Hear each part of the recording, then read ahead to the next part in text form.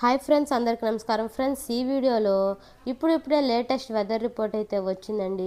ఇలాంటి weather videos మీరు miss కాకుండా చూడాలనుకుంటే కింద బెల్ సింబల్ క్లిక్ చేయండి. ప్రతి చిన్న అప్డేట్ కూడా మీరు ఫస్ట్ చూడగలుగుతారు. ఇక లేట్ చేయకుండా టాపిక్ని స్టార్ట్ చేద్దాం. వర్షాకాలం కోసం వేచి చూస్తున్న వారికి వాతావరణ శాఖ చల్లటి కబురు చెప్పింది. బంగాళాఖాతంలో మరో అల్పపీడనానికి అనువైన వాతావరణం ఏర్పడింది.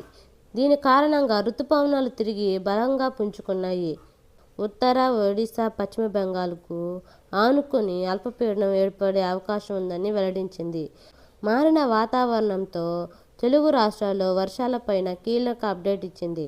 ఎల్నినో కారణంగా రుతుపవనాలు వచ్చినా వర్షాకాలం మొదలైనా వర్షాలు పడడం లేదు. ఇదే సమయంలో వాతావరణ శాఖ బిగ్ అప్డేట్ ఇచ్చింది. రుతుపవనాల పునర్జీవం ఆ తర్వాత వచ్చే వారం ప్రారంభంలో తూర్పు, మధ్య, ఉత్తర భారత ప్రాంతాలకు విస్తరించనుందని ఐఎండీ అంచనా వేసింది. ఉరుములతో కూడిన వర్షాలు విస్తారంగా కురిసే అవకాశం ఉందని, కొన్ని చోట్ల భారీ వర్షాలు పడతాయని పేర్కొంది. ప్రస్తుతం ఉపరితల ద్రోణి కారణంగా రెండు రాష్ట్రాల్లోని పలు జిల్లాల్లో భారీ నుంచి అతి భారీ వర్షాలు కురుస్తాయని స్పష్టం చేసింది. శ్రీకాకుళం, పార్వతీపురం, మన్యం, పోలవరం, కృష్ణా, ఎన్టీఆర్, బాపట్ల, ప్రకాశం, నెల్లూరు, నంద్యాల, తిరుపతి జిల్లాల్లో పిడుగులతో పాటు కూడిన వర్షాలు పడే అవకాశం ఉందని తెలిపింది.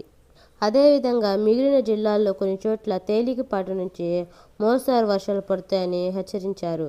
అదేవిధంగా ఉత్తర తెలంగాణ జిల్లాలైన ఆదిలాబాద్, ఆసిఫాబాద్, నిర్మల్, నిజామాబాద్, జగిత్యాల, మంచిర్యాల, పెద్దపల్లి, భూపాలపల్లి, కరీంనగర్, ములుగు, భద్రాద్రి కొత్తగూడెం జిల్లాల్లో ఈదురుగాలులతో కూడిన వానలు పడే అవకాశం ఉందని వెల్లడించారు.